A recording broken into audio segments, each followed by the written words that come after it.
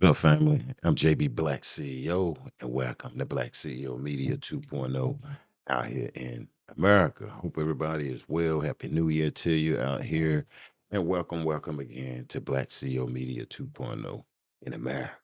Okay, real quick. Today is Friday, January 23rd, and tonight I wanted to come through real quick and speak on a case that, say, for instance, me and my team has been speaking on for about 3 years now, which is the Shanquella Robinson case. As you see, we got the little slide jumping off right there. The fake friend scene of back in Cabo. Ever. But anyway, look at the title. I'm coming to you because guess what? We had a podcaster by the name of Ashley Flowers. It's online where this young lady is starting to speak or spoke on the Shanquella Robinson case. Um, Ashley Flowers, her podcast is called Crime Junkies. Some people may be familiar with her name, if not, but it's called Crime Junkies. So if you over there on Spotify, make sure you go over there and follow Ashley Flowers, aka Crime Junkie, on there. I want to give her mad credit and mad props for the information that she is giving out. And we're going to go over it right here. This right here, you can Google it and actually listen to the podcast. And what I'm gonna do is I'm gonna put it in this link after this video. That way, maybe tonight, tomorrow, whenever you hear this, you can go and hear the whole thing. Because what we're gonna do, we're gonna cut in on a specific part and kind of let it play and eat some popcorn. So get some popcorn and get ready to sit back. And we're gonna analyze who and what the hell is going on with this Shanquella Robinson case. Anyway, this podcaster saying she was finna get ready to do an episode of the Shanquella Robinson case, trying to, speak on it to keep it going. And she got a call. She said she got a call from who? One of the travel mates, one of the Cabo 6 travel mates. What? I happened to run across this, I think it was yesterday. I was just kind of all over the internet, behind the scenes, and I saw this with Crime Junkie. The podcast is called Crime Junkie, okay? Crime Junkie. So keep that in mind, write that down. That way you can go take a listen over there. But anyway, say one of the Cabo 6 members contacted her team, and the Cabo 6 member needed to go by the name Mike, did not want to reveal his identity. Wait a minute, Mike. And this Mike guy allegedly said that he was over there. He came a day late. Wait a minute now. Don't we know somebody that came a day late to Cabo over there? I wasn't there. I wasn't there. Okay. But we know some people over here, that's following me. Um, we got some people that well, we've been following that case where we know it was a gentleman and we unnamed him, you know what I'm saying, who was there, who came late, in other words. But she said a guy named Mike contacted her, gave her information, and also said that Desiree Jackson called him, Mike, this guy that came to Cabo later, claimed that Desiree Jackson called him the night before that morning, called him at 3 a.m. saying she was upset crying and was saying Desiree Jackson wanted Quilla to leave Cabo. She was tired of her mess or something, but she wanted her to get the hell on, allegedly. This is what this Mike guy that contacted Crime Junkie and gave information. She also gonna speak on the phone, like say for instance, information that he said this Mike guy, this guy that came to Cabo later. Who you think that might be? But real quick, I'm gonna play the audio, get your popcorn, sit back, relax, and we're gonna flow with this. And we're gonna figure out who the hell is this Mike person that contacted the podcaster Crime Junkie. Say that the guy just contacted her. What was it? What is it? This came out. Matter of fact, this was released January 22nd, 2026. Okay. When you go listen to the whole podcast, and I'm gonna go over the whole podcast tomorrow. Well, I'll probably let it play on Saturday, okay? And we're gonna analyze who the hell is Mike. All right. Y'all ready? Before we go, if you're new here, you like what you're hearing, make sure you subscribe, hit like, hit that notification button. So when I do go live, guess what? You get a notification to your phone and boom, click it. And I'm gonna give you the truth and not the damn juice. And I'm gonna let you know who need to turn in their damn balls out here in America. Okay. Okay. All right. Happy New Year. Glad to see y'all. Glad to be back. Thanks for asking for me. Let's let this go. Now, I'm gonna start in like the middle of it, and it's gonna lead up to this Mike guy that said he was in Cabo and saw this stuff. Now we know a guy that came to Cabo late. Now let's roll. We're going to call him Mike because he doesn't want to be named. And this is a huge deal because no one from this trip has ever spoken to the media, anonymous or not. And according to Mike, he never even talked to police. So what I'm about to say may even be news to them. He told one of our reporters that he was the last to join the group in Mexico. So he says that he got to the villa Saturday afternoon. This is after they'd already called the doctor to look at Shanquella. And he says when he got there, like she was vomiting, she was disoriented. And he is the one who laid her on the couch and he is the one who stayed to help. And at the time, he had no idea, he says, about the fight. Like, This remind me of somebody that we done spoke on before. But call him Mike. Let's finish. none of the friends even told him. So he spent hours helping to take care of Shanquella, thinking that she really did just have alcohol poisoning because that is what they are telling everyone. And he says that he found out about the fight with the rest of the world when the video came out. But he has more pieces to the puzzle that might fill in what led up to that night. Mm-hmm. Mike says Dejanay actually called him at around 3 o'clock in the morning, the night. Desiree Jackson called this Mike guy at 3 a.m. in the morning, allegedly. Listen, who is Mike? Now, we spoke on a guy real quick on this channel for the last 3 years who said he came there late. This guy named Mike. Is it Nazir? Let's keep going. Before the like infamous fight video, she was crying. He said that everyone in the villa was drunk, and Shanquella and Dejanay apparently had gotten into some kind of heated argument. And in the midst of this, a glass broke, which cut Dejanay's foot. It was accidental, but it did not help the situation. So Mike says that Dejanay was just beside herself and told him that she wanted Shanquella to leave. Like she doesn't even want her there for her birthday. Now Mike says he managed to talk Dejanay down and like let Shanquella stay. And that was the last that he heard about their spat. But he suspects that that was the beginning of whatever the fight was that took place 4.5 hours later. Wait, so is Mike who called the family about the fight like anonymously? No, he wasn't. Remember, the call happens before the video. He only learns about the fight through the video. Got it. Okay. So he couldn't have been that person. Right. And And it wasn't a he said fight. that he was one of the friends to visit when they got back from Mexico, like visit the family. And he did tell them everything he told us. But he says, like, they were already suspicious that someone wasn't telling the full truth and they didn't really want to hear anything from him. Did he tell the police? No, like I said, like he hasn't wanted to talk to police at all.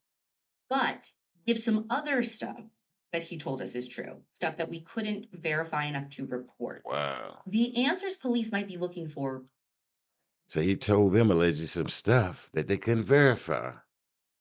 Why this guy ain't going to the authorities, though, and going to a podcast? I'm glad he is. Let's finish. I think would be on people's phones and in their call logs, which I'm assuming they collected. But even without that, Mexican authorities were still moving forward. By the end of November, this is now almost a month after Shanquella's death, the prosecutor in Mexico over this jurisdiction announces that they've issued an arrest warrant for who we know from court docs is Dejanay. He says in a statement that the woman in the video was the quote, direct aggressor in the fight, and they want to extradite her back to Mexico. Are there any other charges for anyone else? No, they say that this case is being investigated as a femicide. And just so you know, in Mexico, femicide. I'm going to stop it right there. This is Crime Junkies podcast. Young lady, let me read again. let me give you a little back. Crime Junkie is one of the most listened to shows in the United States and a consistent Spotify chart topper. Released an episode on Thursday, January 22nd, centered on previously undisclosed information, basically in the Shanquella Robinson case. Now, you may not see this on YouTube unless it start breaking. I seen a little bit on Facebook, I believe that was, but you also can Google it. And this is my first time ever hearing of Crime Junkies, But when I went and took a look over there, a very professional. I love what I was hearing. Well put together, informative. You can tell they do their homework. I don't even know if I want to call it homework, but work, put in that work to bring good content, good information. And the truth and not the damn juice, like I like to say, though. But real quick, okay, this Mike guy say he came to Cabo late. Okay, this guy, Mike guy said he the one put Quilla on the couch and in the where he moved her from one room to another room. This guy said he stayed with her. This guy said that Desiree Jackson, Mike, this guy Mike now that came over there late. Now you know who we've been talking about for the last couple of years here. I wasn't there. I wasn't there. Now, Mr. I wasn't there came over there to Mexico late, okay? But I'm not fenced to say fence to start just blaring that out like that because I appreciate, the podcast, um, putting this information out. So I want to be careful how I word that when I'm telling, letting everybody to go over there and take a look at the information that she has. And, allegedly, spoke with a, a gentleman by the name Mike. He said he want to be called Mike. When you go listen to the full podcast, you'll hear it from the beginning to the end. It's pretty lengthy. I just wanted to come in and just play the little piece that I played of her speaking, saying, that she spoke to Mike for the first time. This is the first time one of them spoke out. And the way it looks is the way it looks is Mr. I wasn't there. Y'all know who it is. Mr. I wasn't there. That's who it sounds like to me, okay? And why he is going to a podcast, I don't know. Hell, go back to the FBI or whatever, out here in America, man, and go on and get it right for the family. Reach out to the attorneys again. Reach out to the dad. I don't know though. But this guy say, Desiree Jackson, aka Money Green, which we're gonna call her Desiree, and with Desiree Jackson, the one that saw that Shanquella Robinson in Cabo called him crying upset, saying, I guess she's tired of Quilla. He say, I believe from a broken piece of glass or something. Her and Quilla was arguing allegedly, as the podcaster said. Um, and he feel that it led from there, maybe, it led from this broken glass. Maybe somebody broke some glass and someone stepped on it, maybe designated some, however, I don't know. But what do you think, though? I'm gonna drop the full podcast below. Okay, I'll put the link in the description, and that way everybody can go over there. And if you need to join her channel, join her channel because it's well put together, and this is not some small channel.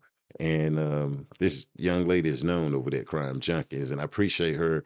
Giving her side of view of that. And if someone did call and say they was in Cabo, hey, if she can get an interview, hell, I'm trying to hear it, and plus I want to see some justice though. But Mike, this Mike guy, look at the bottom of the screen here. Look at the bottom of the screen. Read that right there. Identified only as Mike, who told producers he was in Mexico at the same time as Robinson.